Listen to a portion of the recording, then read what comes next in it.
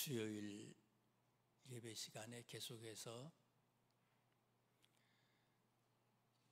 사도행전에 나오는 초대교회들에 대해서 소개를 해드렸습니다. 제일 첫 번째 나왔던 교회가 어떤 교회입니까? 예루살렘 교회. 마가의 다락방에서 마리아의 아들이 마가 아니에요. 그러니까 마리아의 집이죠. 마리아의 집에서 120명이 간절히 기도하다가 성령의 충만함을 받았던 교회. 자기 집을 교회로 내놓고 예루살렘에 있는 모든 사람들이 다 예수 믿는 그런 계기가 되는 전초기지를 만들었던 마리아와 같은 사람의 헌신이 있었습니다. 두 번째 나오는 교회는 어떤 교회였어요? 욥바 교회. 욥바. 바닷가에 있는 교회였지요.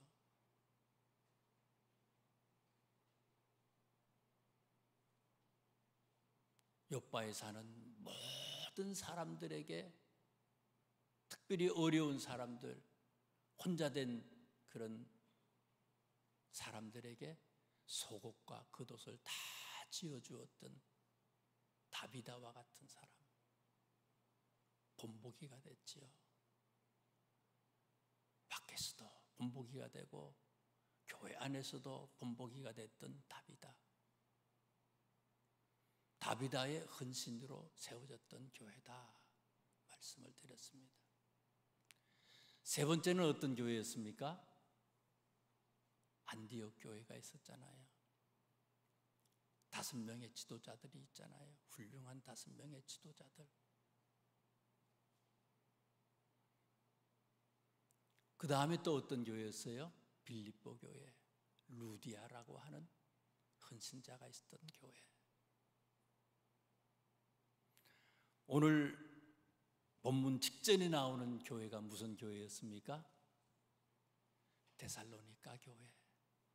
데살로니가 교회에는 지금까지의 여러 교회들처럼 헌신하는 중요한 사람이 소개가 되잖아요. 그 사람이 누구였어요? 야손이라고 하는 사람의 집에서 이 교회가 시작이 됐어요. 모든 교회들마다, 부흥하고 성장하는 교회들마다 초대교회가 불같이 엄청나게 막 부흥할 수 있었던 비결이 이런 헌신자들이 있었기 때문이다 하는 얘기예요. 오늘은 베레아 교회에 대해서 말씀을 드립니다. 베레아 교회.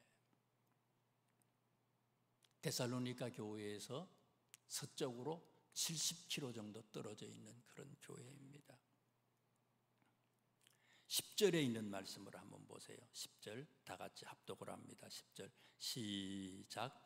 밤에 형제들이 곧 바울과 실라를 베레아로 보내니 그들이 이르러 유대인의 회당에 들어가니라. 저는 이 10절의 말씀을 어저께 이렇게 묵상하고 수십 번, 수백 번 가까이 계속해서 보고 묵상하고 생각하고 또 다른 거 하다가도 생각하고 계속 이 말씀을 묵상하고 이렇게 지냈는데, 이 10절의 말씀은요, 딱 한 단어로 주제를 정리를 해라 이렇게 하면요, 열정 이렇게 말하고 싶어요. 열정. 밤에 형제들이 곧 바울과 실라를 베레아로 보내니 그들이 이르러 유대인의 회당에 들어가니라. 10절 말씀에 주어가 되는 두 종류의 사람이 나와요.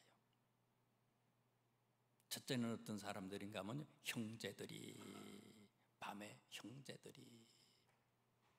지난 수요일 날 잠시 말씀을 드리기도 했어요. 이거는요, 데살로니가에서 복음을 전했어요. 바울이. 많은 사람들이 예수님을 믿어요. 그랬더니 복음을 반대했던 유대인들 중에서 많은 사람들이 불량자들을 데리고 왔어요. 깡패들을 데리고 와가지고 복음 전하는 것을 방해를 합니다. 그리고는 야손의 집을 습격을 했다고 그랬어요. 바울이 이곳에서 말씀을 전했는데 야손의 집을 습격을 해가지고 바울 일행을 잡아가지고 영창에다가 집어넣으려고 생각을 했는데, 습격은 했는데 바울이 없어요. 바울과 그의 일행을 찾아볼 수가 없어요. 그래서 어떻게 했습니까? 야손과 몇몇 형제들만을 그 사람들이 붙잡아서 관청으로 데리고 갔어요.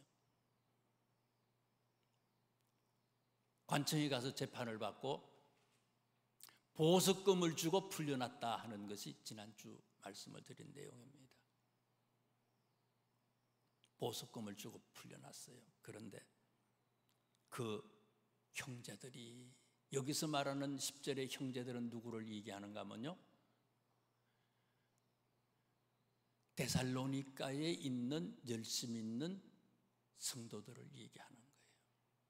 여기서 이 형제는 야손도 포함됐을 것 같아요.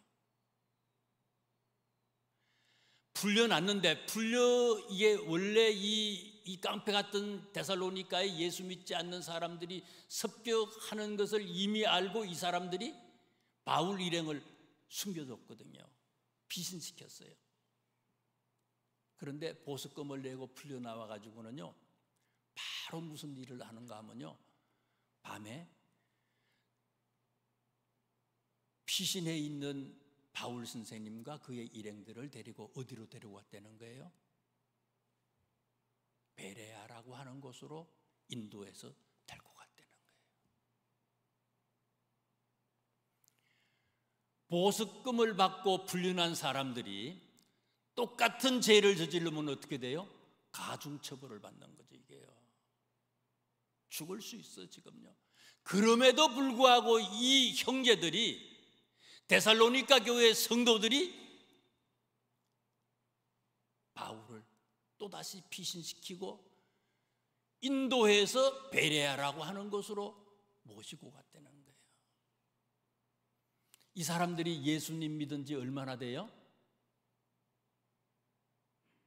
얼마 되지 않아요. 3주 정도밖에 안 돼요. 초신자 중에 초신자예요.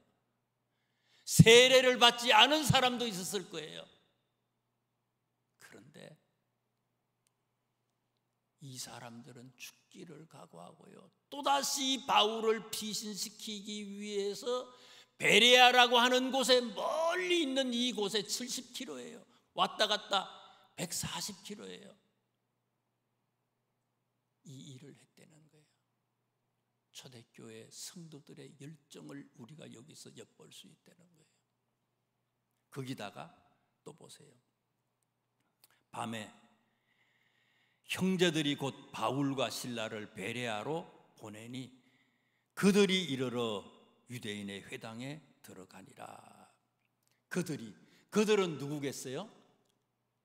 데리고 갔던, 바울을 모시고 갔던 그런 이 데살로니가 성도들 더하기 누구예요? 바울 선생님과 실라와 디모데와 누가, 바울 일행을 얘기하는 거지요.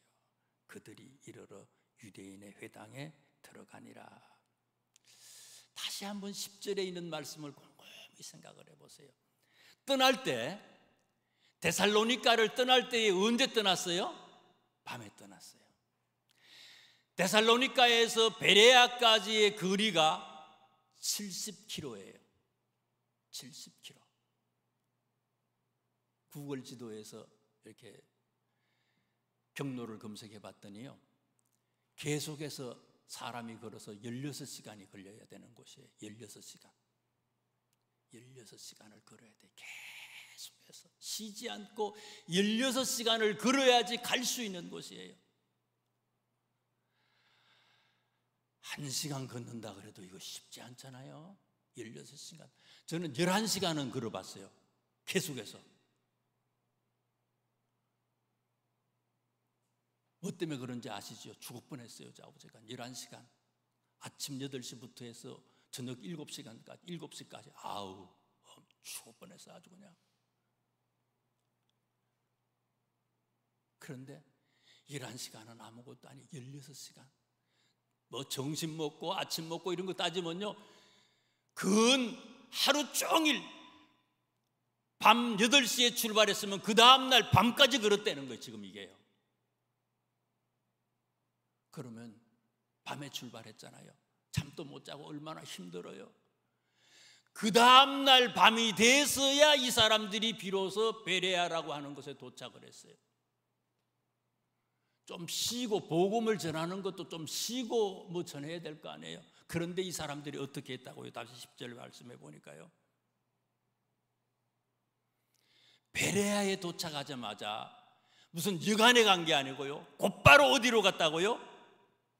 그들이 이르러 유대인의 회당에 들어갔다. 뭐 때문에 들어갔어요? 지금 죽을 뻔해가지고 지금 피신해 오는 거 아닙니까? 좀 쉬어야 되는데 휴식 시간이 필요한데 이 사람들이요, 바울 일행은요, 이 베레아에 도착하자마자 또 유대인의 회당에 들어갔다는 거예요. 왜요? 복음을 전하기 위해서, 전도하기 위해서. 예수님을 영접한 초신자들, 얼마 되지 않은 이 초신자들의 열정 더하기, 말씀을 전하는 목회자들과 그를 돕는 여러 사람들의 이 열정. 10절은 열정 자리, 이 절이 열정절이에요. 열정. 우리에게 이런 열정이 있을까? 우리에게도 이런 열정이 있어야 되는데, 신앙의 연조를 자랑하는 게 아니라, 나의 직분을 자랑하는 게 아니라, 직분도 없어요. 믿은 지 얼마 되지도 않아요. 그런데 이 열정은 하늘을 찔렀다는 거예요.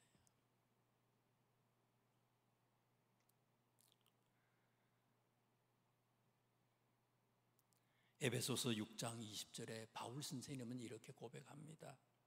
나는 사슬에 매여 있으나 이 복음을 전하는 사신입니다. 나는 사슬에 매여 있으나 이 복음을 전하는 사신입니다.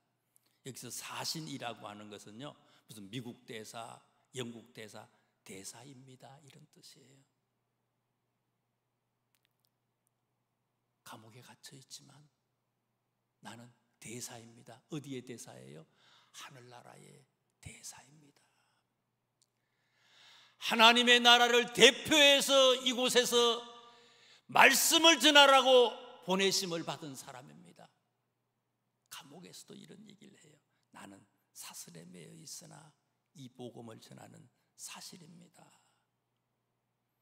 이런 형편에서도 내가 마땅히 하여야 할 말을 담대하게 말할 수 있게 기도해 주십시오.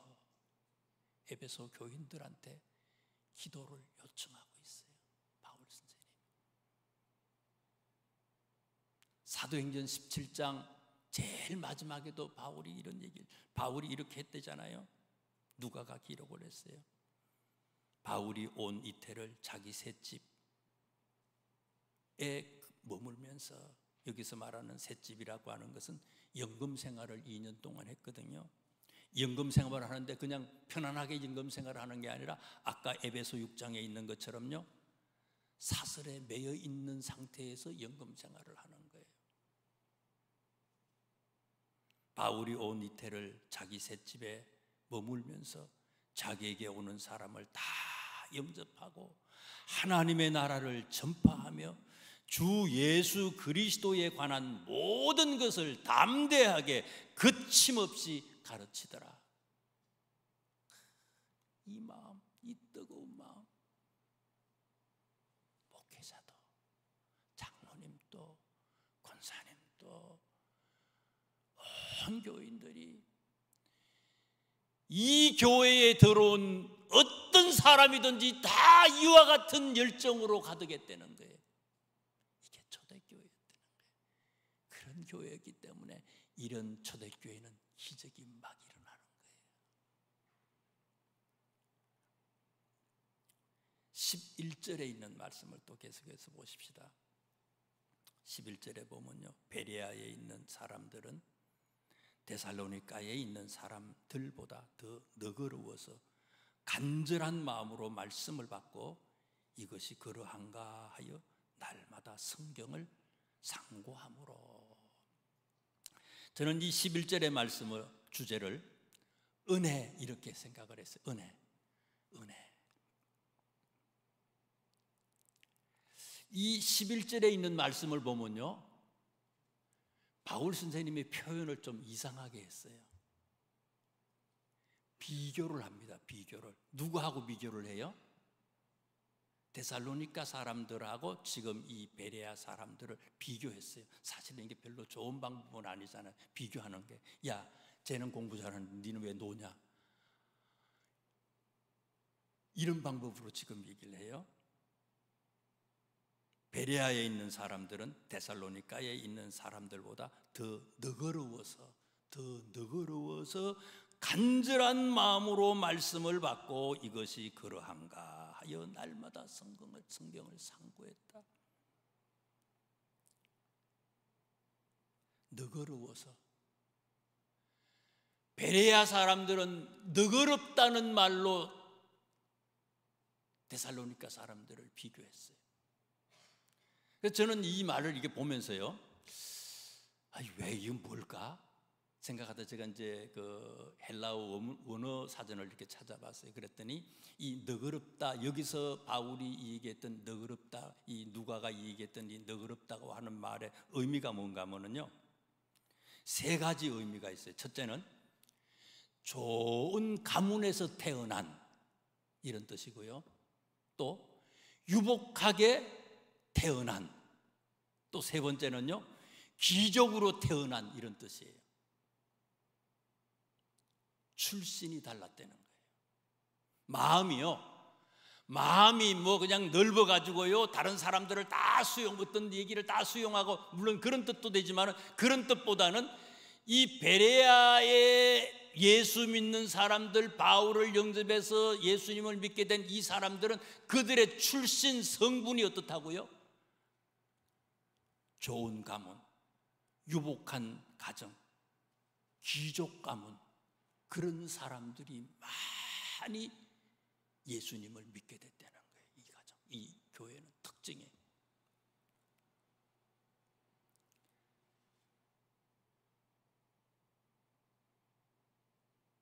데살로니가 사람들은 여기에 비해서도 되는 거예요.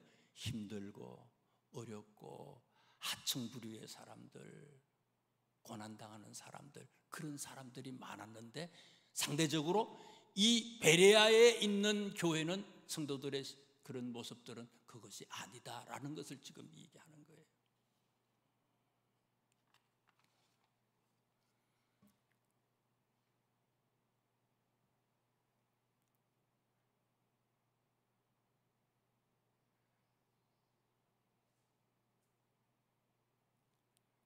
갈라디아서 3장 28절에 있는 말씀에 보면요, 바울 선생님이 이런 얘기를 해요. 너희는 유대인이나 헬라인이나 종이나 자유인이나 남자나 여자나 다 그리스도 예수 안에서 하나입니다. 다 예수 그리스도 안에서, 그리스도 예수 안에서 하나입니다. 고린도전서 12장 13절에 있는 말씀도요, 바울이 이렇게 얘기합니다. 우리가 유대인이나 헬라인이나 종이나 자유인이나 다 한 성령으로 세례를 받아 한 몸이 되었고 또 한 성령을 마시게 하셨느니라.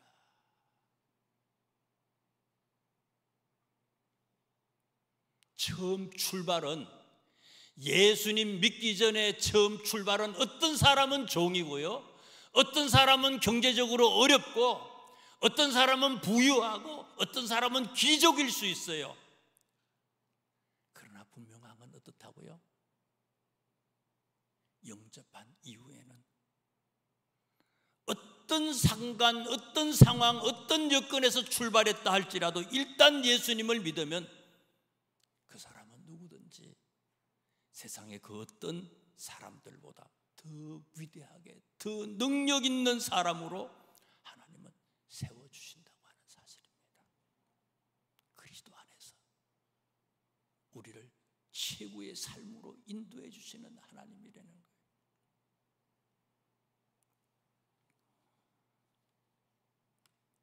다시 읽어드릴게요. 11절. 베레아에 있는 사람들은 데살로니가에 있는 사람들보다 더 너그러워서 간절한 마음으로 말씀을 받고 이것이 그러한가 하여 날마다 성경을 상고했다. 베레아 사람은. 반대로 데살로니가 사람은요, 데살로니가 사람들은 베레아 사람보다 형편이 더 어렵지만 간절한 마음으로 말씀을 받고 이것이 그런가 하여 날마다 성경을 상고했다. 이것도 가능해야 된다는 거예요. 예수 믿는 사람은 부하든지 어렵든지 어떤 형편에 처해 있든지 우리는 주를 위해 최선을 다할 수 있어야 된다는 거예요.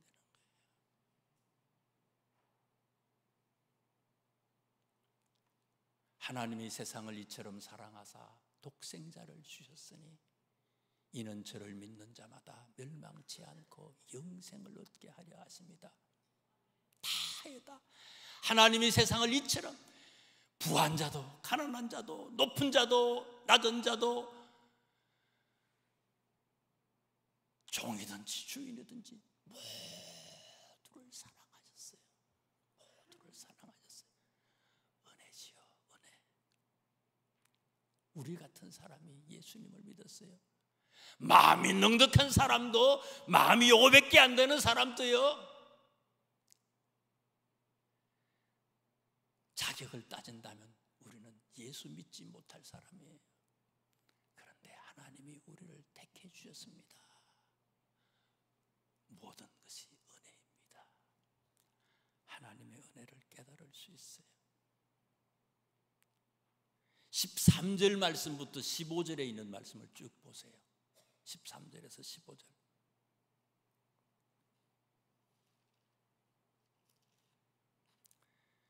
데살로니가에 있는 유대인들은 바울이 하나님의 말씀을 베레아에서도 전하는 줄을 알고 거기서도 가서 무리를 움직여 소동하게 하거늘 형제들이 곧 바울을 내보내어 바다까지 가게 하되 실라와 디모데는 아직 거기 머물더라.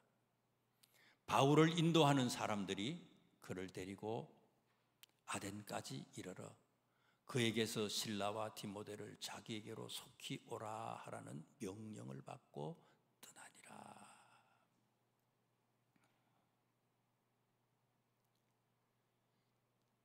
베레아에서 바울 선생님이 복음을 전하고 계시는데 데살로니가에서 바울을 핍박했던 안 믿는 사람들이 베레아까지 쳐들어왔어요. 야, 이 사람들도 엄청나지 않아요? 70km 되는 곳을요, 바울을 쫓아가지고 또 방해하려고 또 쳐들어왔어요, 여기요. 와, 참 사탄의 세력은 대단합니다. 예수 믿는 사람들은요, 열등도 식어지고 열심도 그렇고 헌신도 그렇고 그냥 대충 해. 대충 해요. 그래서 이단들 있잖아요. 하나님의 성에 뭐 신천지, 뭐 통일교, 뭐 천부교, 구원파, 엄청 그 사람들만 열심히 보통이 아니에요. 아주 대단해요, 대단해. 엄청나요. 복음을 반대하는 사람들이 70km를 달려왔어요. 그래서 여기서도 어때요? 사람들을 충동시키는 거예요, 막.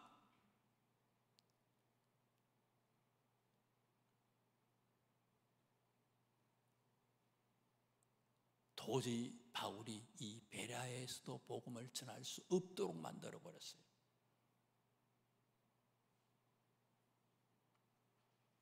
바울이 또 어디로 내려가셔요? 아덴으로 내려가셨다 그래서 아테네로 내려가는 거예요. 지금 아테네로 내려가요. 바울이 아테네로 내려갔는데 피신했는데, 바울이 피신할 때도 누가 데리고 가요? 베레아에 참 며칠밖에 복음을 전하지 못했을 거예요, 여기서. 그런데 베레아에서 예수 믿은 사람들이 바울을 또 아덴까지 모시고 가는 거예요. 이때는 사람들이 안 바쁠까요? 바쁜 게 없어요? 직장은 없어요? 그런데 이 사람들이요, 아덴까지는 훨씬 한 3배 정도 더 멀어. 엄청나게 멀어. 부산까지 훨씬 더 멀어. 이 사람들이 바울을 거기로 모시고 가잖아요. 바울은 가보지도 않았으니까 이분들이 인도해서 간 거예요. 그런데 14절에 있는 말씀을 보세요. 바울은 아테네로 피신했는데 아직까지 바울 일행 중에서 베레아에 남아있는 사람들이 있어요. 누구가 남아있어요? 실라와 디모데가 아직 남아있어요. 왜 남아있어요? 바울이 아직까지 복음을 전하다가 못 따져난, 마무리하지 못한 말씀들이 있어요. 예수님에 대해서 얘기했지만 저 사람들이 성령의 충만함을 받아서 완전히 새 사람 되기까지는 아직까지 미흡하다고 생각해서 실라와 디모데를 여기다가 남겨둔 거예요. 그런데 이 실라와 디모데가 어떻게 했어요? 바울이 요청했겠지요. 이 말을 들었어요. 순종했어요. 떠나지 않았어요. 여기 있다가 잡혀서 죽을 수도 있지만요, 이 실라와 디모데가 떠나지 않고 여기서 말씀을 전했다는 거예요. 마무리를 지었다는 거예요. 13절에서 15절까지 말씀은요, 계속해서 초대교회에 나오는 한 가지의 주제가 있잖아요. 헌신. 그 헌신을 또다시 얘기하는 거예요.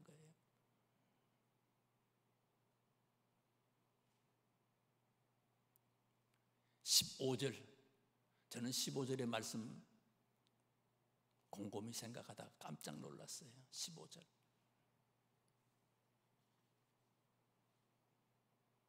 바울을 인도하는 사람들이 그를 데리고 아덴까지 이르러 그에게서 실라와 디모데를 자기에게로 속히 오게 하라는 명령을 받고 떠나니라.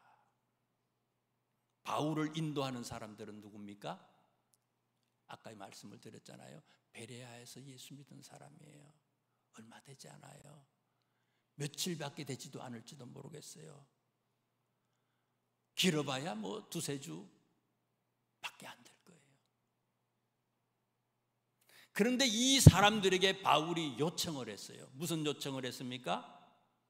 이제 당신들이 다시 돌아가거든, 베레아로 돌아가거든, 마무리 짓기 위해서, 말씀을 마무리 짓기 위해서 머물게 했던 실라와 디모데를 아덴으로 오도록 그렇게 해주세요 하고 요청을 했어요. 부탁을 했어요. 바울은 부탁을 했었는데 이 사람들은 성경에 보니까 15절에 뭐라고 그래요? 뭐를 받았다고요? 명령을 받았대요. 명령을 받았다. 명령을 받았다. 아, 이거 엄청나. 그래서 이 명령이라고 하는 말을 제가 헬라어 단어 사전을 또 찾아봤더니 명령이라고 하는 걸, 원래 이 성경을 기록했을 때의 이 낱말의 뜻이 뭔가 하면요, 지령을 받았다 이렇게 기록을 해요. 지령. 지령은 누가 쓰는 겁니까 이게요? 스파이가 쓰는 거 아니에요. 간첩들이 쓰는 거예요. 이북에서 지령을 받고 남한으로 이게 오는 거 아니에요. 그래서 군사시설을 뭐 어떻게 하고 뭐 정부에 누가 있고 뭐 이런 거 다 이게 정부를 갖다가 이게 이북으로 보내는 거 아니에요. 지령을 받고. 간첩들 대단하잖아요. 걸리면 그냥 자기들이 무슨 뭐 독약 같은 것도 앰플인가 뭐 해가지고 먹고 죽고 막 그러잖아요. 단 몇 주밖에 안 되는 성도들인데 그 사람들이 바울이 얘기할 때에 바울의 말을 뭘로 생각을 했다고요? 지령으로 생각했다는 거예요. 지령으로. 야, 대단한 거예요. 엄청난 거예요. 바울 선생님에 대해서 초대교회가 갈라디아서에 보니까 뭐라 그래요? 너희들이 나를 천사처럼 생각했고 너희들이 나를 그리스도 예수처럼 생각했다는 거예요. 할 수만 있었다면 나를 위해서 눈이라도 빼서 니들이 다 줬을 거다. 바울이 안질 때문에 고통받고 있을 때 그런 얘기를 하잖아요. 야, 지령을 받았대요. 엄청난 거예요. 헌신. 목회자의 헌신, 중직들의 헌신, 온 성도들의 헌신, 이 헌신이 교회를 부흥시키고 꽃피웠습니다. 이게 베레아 교회예요. 초대교회예요. 새롭게 일어나고 시작하는 우리 교회가 될 수 있기를 주님의 이름으로 축원합니다. 기도하겠습니다. 하나님.